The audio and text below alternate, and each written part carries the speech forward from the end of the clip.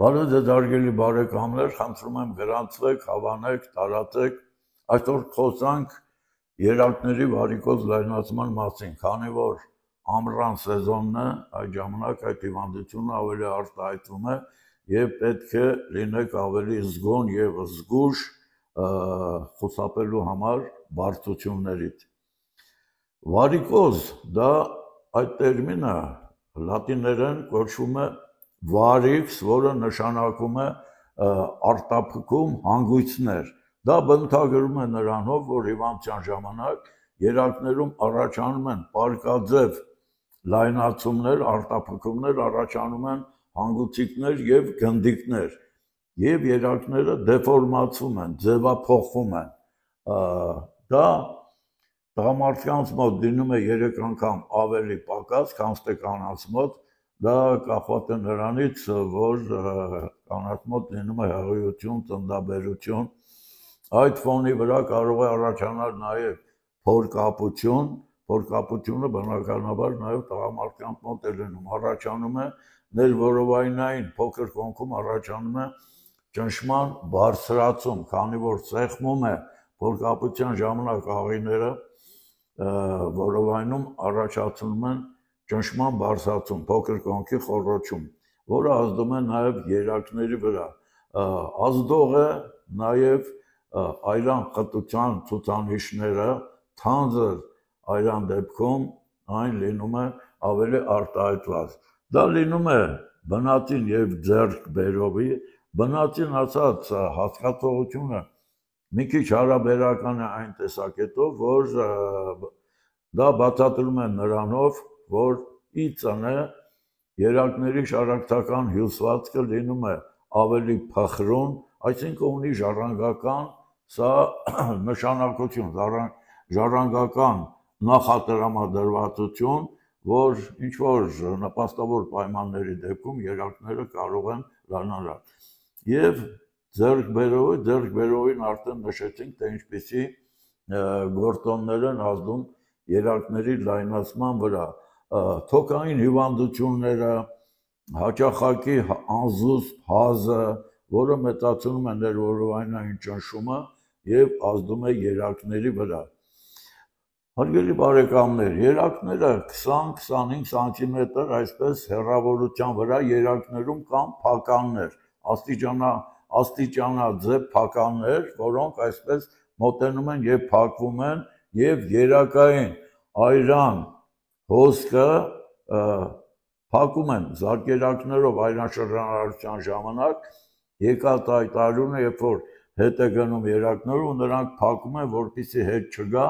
իսկ լայնացման ժամանակ այդ փականները նորմալ չեն փակվում, առաջանում է լրիվ կամ մասնակի այրան հետ հոսք եւ այրան կանգի հետևանքով երակներում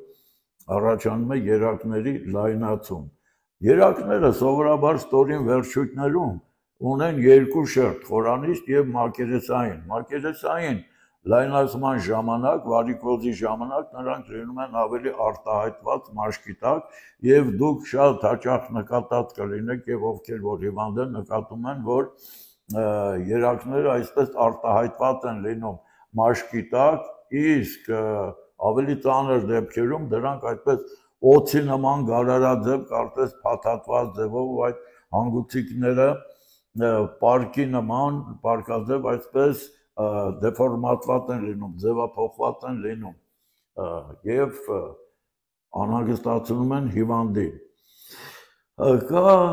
այդ վարիկոզ լայնացման տարբեր աստիճաններ, առաջի, երկրորդ, երրորդ, չորրորդ, որ հիվանդությունը աստիճանաբար զարգանում է։ Առաջինը դա այն է, երբ որ արդեն կա բնածին նախատրամադրվածություն, երկրորդ աստիճանի ժամանակ լինում են ցավեր, երակները արտահայտված են լինում, քանի որ պատճառներից մեկը նաև թանձր այրունն է, այսպես թանձր այրման ժամանակ այրան շրջանառությունը լինում է դանդաղացված եւ կարող են առաջանալ տրոմբներ։ Երրորդ աստիճանի ժամանակ արդեն դա ավելի արտահայտված է լինում այդ երակների լայնացումը, առաջ են գալիս տրոմբներ եւ Աստված մի արած է տրոմբները կարող են փոկվել եւ խցանել տարբեր օրգանների երակները եւ առաջանա սնուցման խանգարում։ Ստորին վերջույթների դեպքում կարող է լինել ոտքերի վրա վերքեր են բացում այդ խթանման հետևանքով երակների, առաջանում են տրոֆիկ խոցեր, ցավեր եւ այլը։ Երակները 90-95% դեպքերում լայնացումը լինում է ստորին վերջույթներում, սակայն որոշ դեպքերում նա կարող է լինել նաև վերին վերջույթներում եւ մեջքի շրջանի երակներում։ Կան այդպիսի դեպքեր, բայց դրանք շատ քիչ են եւ հանդիպում են ավելի հազվագյուտ։ Հիմնականում դա լինում են ստորին վերջույթներում։ Երակների լայնացման դեպքում ամառվա ընթացքում հատկապես պետք է օգտագործեն մեծ քանակությամբ հեղուկներ, ինչի համար, որպեսզի արյունը, ջրի շրջանառությունը ավելի նորմալ լինի եւ կանգային երևույթներ չառաջանա, տրոմներ չգոյանան։ Եթե հիվանդությունը տարբեր փուլերում է, կարող են օգնել ձեզ տարբեր տեսակի միջոցներ, որոնք դուք կարող եք օգտագործել նախ սկզբնական շրջանում կանխել հետագա առաջացող բարդությունները, որպեսզի չհասնի, որովհետև մակերեսային երակները, եթե նույնիսկ վիրահատությունների ժամանակ անհրաժեշտություն է լինում հեռացնել, ապա երբ որ գործընթացը անցնում է խորանից տանոթներին, ապա այդ ժամանակ բարդանում է վիճակը եւ անցանկալի երևույթներ հարկ է լինում այդ տրոմբների եւ խթանումների ժամանակ առաջանում է տրոմբոֆլեբիտ, գանգրենա եւ անհրաժեշտություն է լինում այդ անդամը հեռացնել։ Ինչպիսի խորհուրդներ կարող են տալ ժողովրդական բժշկության շտեմարանից նախ